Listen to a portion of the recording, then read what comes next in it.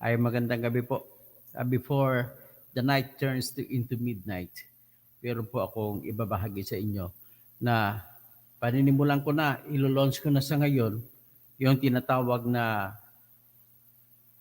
Causing Economic Rebellion. Yan ang pangalan ko dyan sa itong programang ito.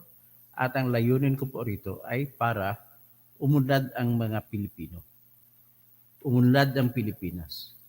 At sinisiguro ko na sigurado itong formula ito na mag-uunlad ang buong lahat ng mga Pilipino. Mayaman, mahirap, uunlad, pareho, sabay-sabay sila. Maglalapit ngayon ang katayuan ng mga mahirap sa mga mayaman. So ngayon, maiksi lang ito. Maiksi lang itong vlog ko. Ano muna tayo? Alis muna tayo sa kwan. Alis muna tayo sa mga usaping mabibigat, no? Mga kibuloy, mga kapil, mga alisgo, mga kasandraliong, at bantag, at Duterte, BBM, alis muna tayo dyan. Pupunta muna tayo sa isang neutral na usapin na kung saan ang lahat po ay pwedeng magpupunyagi at para magkakaroon ng pag-asa ang lahat. So magandang gabi na Maya Pabingi, Pres Perez, Marie Samson. Good evening, Attorney Toto Kausing, may Senator 2025. Okay, salamat po sa Marie Samson dyan sa inyo sa Australia. Mga kababayan ko, Renato Serra, Jimmy Aripagita, magandang gabi sa inyong lahat. Ito po, ipipresenta ko sa inyo itong the great or grand economic plan na ginawa ko, na binuo ko, na para iyan po ang magiging economic agenda ko para kung ako'y tatakbong presidente ng Pilipinas sa 2028. Ito po ang bitbitin kong economic agenda na sinisiguro ko ay magkakaroon ng katuparan. Ito ang mga pangarap ng lahat ng mga tao, lahat ng Pilipino po. Yan po ang aking pangarap. At matapos magkaroon na namang maangat mo, wala man lamang ang mga tao sa kalsada. Wala nang titira sa kalsada. Lahat na po sila magkakaroon ng sarili ng bahay, sarili ng sasakyan, at lahat po ay magkaroon ng dignidad sa kanilang pamumuhay. Sinisiguro po yun na mangyayari po ito. Kay Rose Cruz, magandang gabi. Jonathan Catamio, Zena Tesler, Lilibeth Mercado, Villa Hainos Ta, magandang gabi. Idoy, Yuprosenya Hayag, no? Crispin Rivera, Maya Pabingi, Milen Kisel. So, maray na banggi sa mga Bicolano, tapos sa mga ibang rabim sa mga kabsat ko, maayong gabi sa mga Ilonggo, maayong gabi sa tanang mga Cebuano speaking diha sa Cebu. O mga igagaw diha sa mga Kausing ug Catalonia diha sa Cebu, sa Bantayan o sa Barili. O mga aking mga maupay nga gabi sa mga waray, mga kamag-anak kong Kausing diha, mga Sintino sa Samar, Agliti, Agbiliran. So sa mga kamag-anak ko din sa Mindanao, sa Agusan, sa Surigao, o sa Davao, o magandang gabi po sa inyo, maayong gabi kaninyong tanan. Sa mga Surigao noon, Marjaw nga duyom sa inyong hurot. Virginia Parkinson, magandang gabi, no? Gay Manansala, Marhadja Ramon. Okay, no? Importante po ito, maiksi lang itong vlog po ito. Ito na po yung economic plan ni Toto Kausing para po sa lahat ng Pilipino. At sa tingin ko ay tatalunin natin ang Amerika pag maisimulan nito. Ano po ang aking economic agenda? Una, sinasabi ko sa inyo, talagang desidido akong tatakbo pagka-senador ngayong 2025. Sa October 1, malapit na ang filing ng candidacy. Magsasampa ako ng kandidatura. Tapos, and I will really insist na mananalo tayo. I will depend largely on my campaign and on how I will speak before the public, at siyempre tutulungan niyo ako. Naniniwala ako na kahit lahat ng subscribers ko lang ang tutulong sa akin, lahat ng kamag-anak nila ay ipapabuto na sa akin at mangangampanya para sa akin, sinisiguro ko na kaya kong kumuha ng at least 16 million votes na para manalo tayo. At kung manalo tayo, ano pong hinahabol natin? Ang hinabol natin, makapagplasta ako doon, maipasok ko po sa economic agenda ko sa Senado. At ang economic agenda ko po ay kailangan ipaglaban ko ang pagsasagawa ng batas. Number 1, ekonomiya. Ano pong ekonomiya?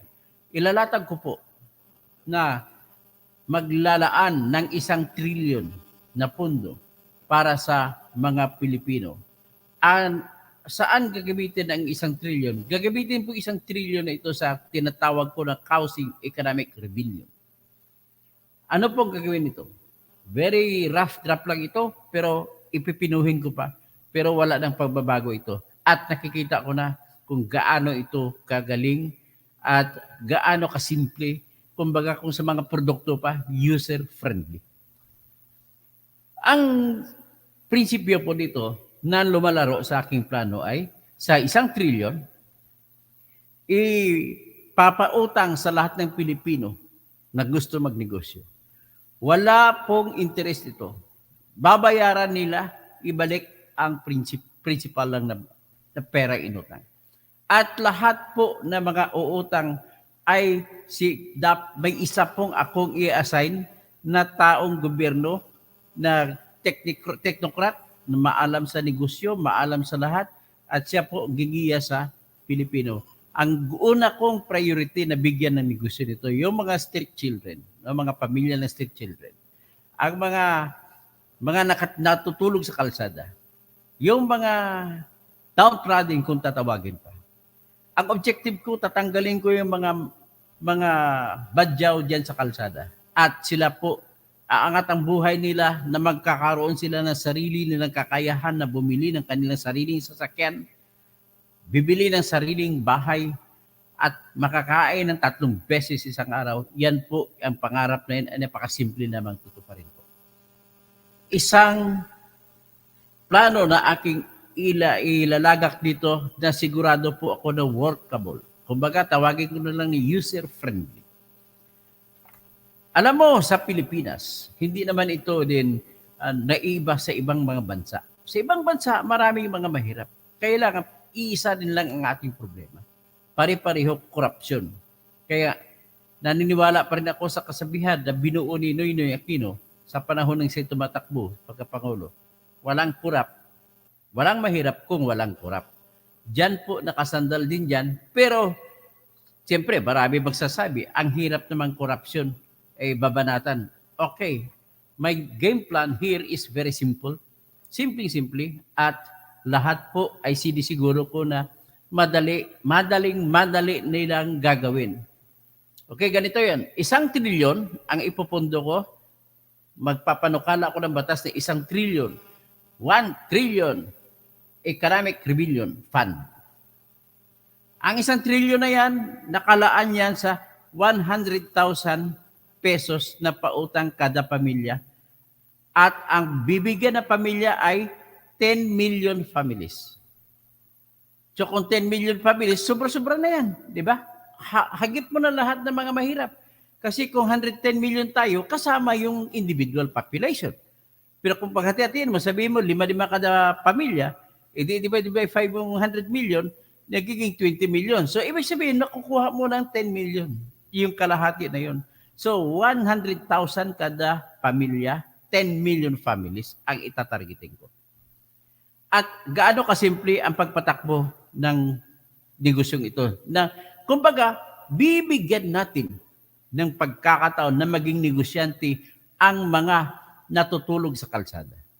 Simple lamang sila. Yung iba pa na gustong umangat ang buhay, alam ko walang hindi gustong umangat ang buhay. Lahat. At kung lahat po ay gustong umangat ng buhay, nakikita ko na walang kompetisyon. At lahat po ay magtutulungan iangat ang Pilipinas. At kung angat po ang mga sinasabi sa class C, D, E, ay lalakas po ang buying power nila. So makabili na ngayon sila kahit anong gusto nilang gagawin, anong nilang gusto bilhin, Lalakas ngayon ang ekonomiya, gugulong-gugulong. Ang objective ko lang dito ay maparami ko ang transaksyon sa ating bansa. Halimbawa, sa ngayon na nag-uusap tayo, sa tingin ko ay may 100 million transactions a day tayo sa Pilipinas. So kung 100 million a day, mga bilihan, kung anong klaseng transaction, nagbebenta ng insurance, nagbebenta na kung ano na serbisyo, 100 million halimbawa kada araw. At kung kada araw, kung kikita ang pamahalaan ng, sabihin natin, 100 pesos. 100 pesos kada transaction, average. So times 100 million. So 100 million times 10 billion a day ang kinikita ng pamahalaan natin. Dudublihin natin yan, maging 20 billion a day. Kung triplihin natin yan, magiging 30 billion a day ang kikitain ng ating pamahalaan. Kayang-kaya pa kainin ng lahat. Okay? So paano to? Nagsasabi ako ng ganon, pero ito po ang ating plano na kayang-kayang gagawin. Una, simulan ko ng ang capital fund na habulin ko, hindi ito Maharlika Fund. Ito'y tatawagin ko muna, total ako naman ang nag-akda nito, pwede kong tawagin Housing Economic Rebellion. 1 million ang pondo. So paano ngayon, kung bibigyan ko ang bawat mahirap, paano tayo makasiguro na lalago ang pera? Lalago po ang pera. Sa tingin ko, tatalunin natin ang Amerika. Talunin natin kahit anong bansa. Sinisiguro ko na maraming ibang mga Pilipino na naging sitisino ng ibang bansa, babalik sa Pilipinas at tutulong. Yan po ang nakikita ko dyan, sitwasyon. At kung may patupad ko to, in a matter of 2 years, aangat, boom, tawag niyan, kung sa tawag sa Bisaya, si Gabong, puputok talaga ang pag-asenso ng mga Pilipino. So kung asenso yung mga Pilipino na natutulog sa kalsada, kasama rin po yung mga Pilipino na hindi natutulog sa kalsada na gustong sumali sa planong ito.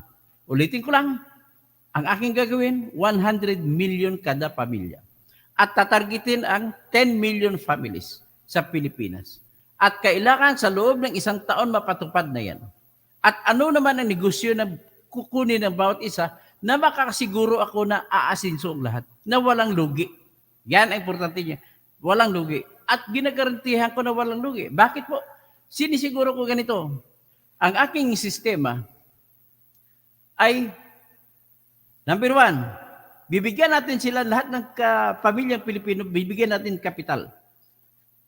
Example, ay kilalanin ko ang lahat ng mga malalaking maunlad na korporasyon sa Pilipinas. Example, walang advertisement dito halo. Jollibee, San Miguel. So, i-require ko sa batas na ang Jollibee magbenta ng kada pamilya, at least magbibenta sila ng 20,000 o 50,000 worth of stocks para ikakapital ng mga Pilipino na inutang nila sa gobyerno ang kanilang pera 100,000 ay ikakapital. Mamili po sila kung saan sila bibili ng stock, sa San Miguel, sa Jollibee, o kung saan.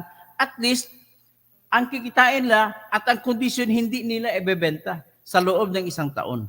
Ngayon, kailanganin din ito ng mga kumpanyang malalaki na umuunlad kasi magaling sila magnegosyo.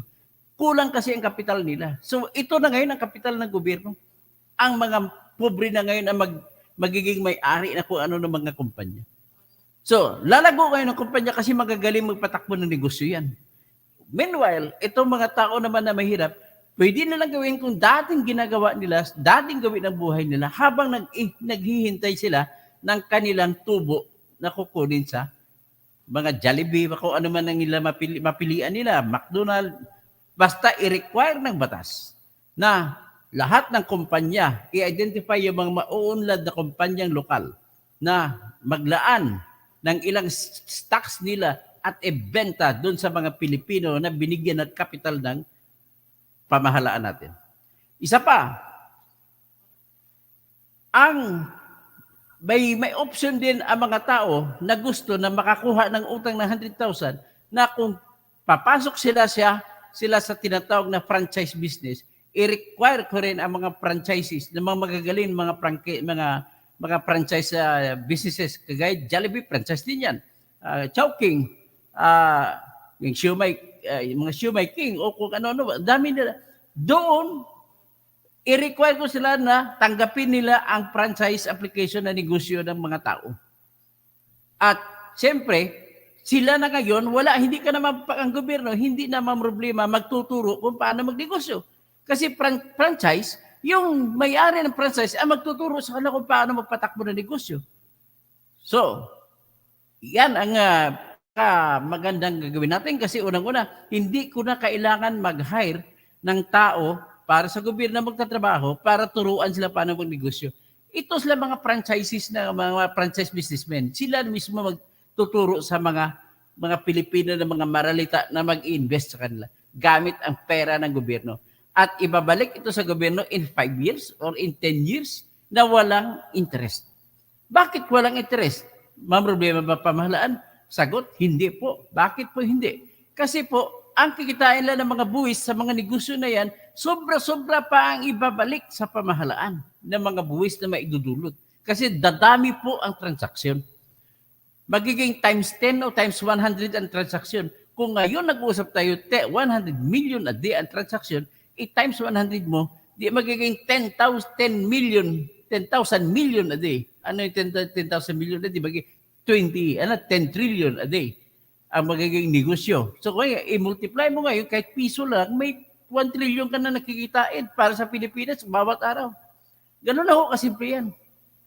So pagkatapos niyan, ano pang ibang target ko? Kailangan lahat mga networking companies na may mga produkto na mag-engage sa ganung negosyo at may proven track record na ang gagawin po natin ay kailangan nila ay tanggapin nila ang gusto naman ng mga Pilipino na mapapasok sa networking. Tuturuan sila kung paano sa networking. Mismo kumpanya na yan na magtuturo, hindi ko na kailangan, gobyerno ako, hindi ko na kailangan na maghanap pa ng tao, tuturo sa ating mga mamamayan kung paano magnegosyo, paano maghawak ng pera. So, with that, yan lang naman, gano'n na kasimple. Tapos, laging may kasamang edukasyon yan. So, kung may edukasyon at kailangan may sipag at kailangan may inspirasyon. Sa pamamagitan ng may reward system, siyempre ang makukuha ng reward system ay kung kumikita na sila, may reward system. Ganun ang reward nila. So yun pang number one inspiration. At ang education, lahat po na hindi pa nakapag-aral, ipasok natin, persahin ko bilang kondisyon sa pagpapautang sa inyo, kung hindi ka pa nakatapos ng high school, pwede ka ngayong mag-aral sa tinatawag na ALS, Alternative Learning System. Hindi na kailangan may diploma basta nakapasok ka sa ALS. Importante, marunong ka bumasa, marunong ka sumulat, at marunong ka mag-compute. Yan lamang ang tatlong pinaka-importante na kaalaman na malalaman ng bawat tao sa mundo. The 3 R's, kumbaga, reading, writing, arithmetic. Yan po ang ano. So, napakasimple lamang po ng economic plan ko. Ganoon na kasimple. Siyempre, mag-identify na tayo ng iba pang mga negosyo na pwede nating isali dito.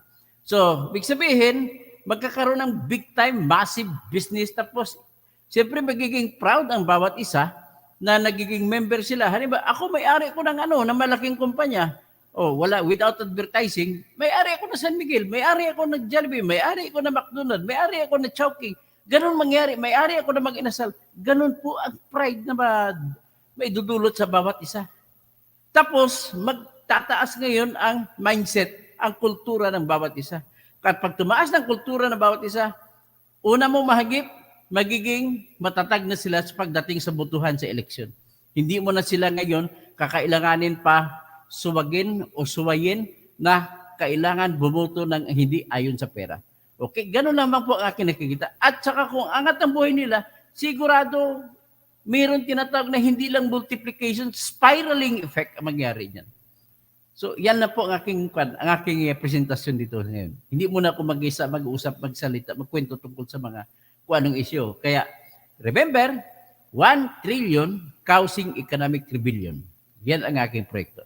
So, magandang umaga sa lahat. Magandang gabi. Mag-umaga na pala.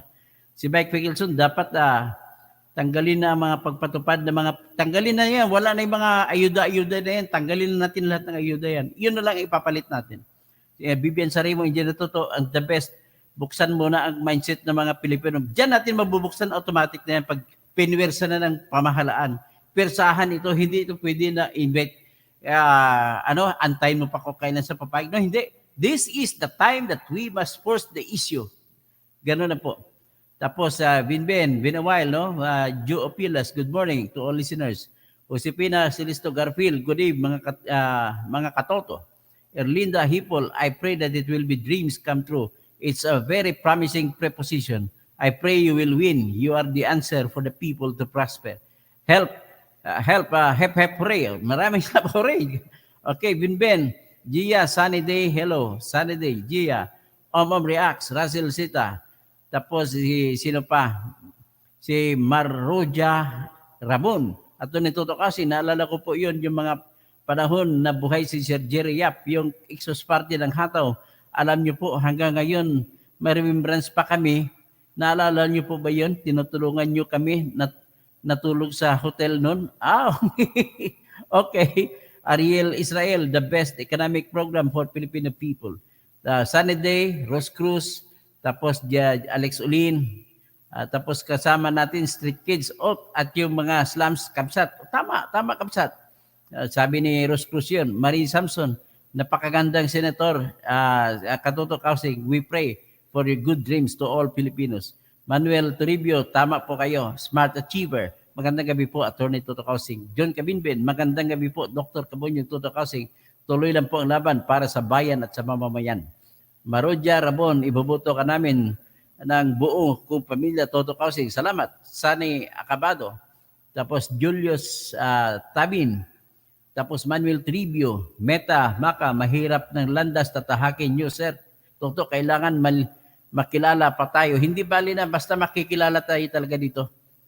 Hindi naman ako nag-iisip na maraming tatanggi sa ganito. Pag binibit-bit mo magandang balita, maraming makikinig. Naniniwala po ako.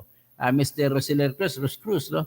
Eduardo Tolentino, Virginia Parkinson, Eduardo Tolentino, Mylene Quisel, Crispin Rivera, Idoy, Yoprosinia Hayag, Rose Cruz, Jonathan Catamio, Zenetes Lalibeth Mercado, Tril Hainos, Reacts, Donato Sera, Jimmy Aripagita, Marie Samson, Press.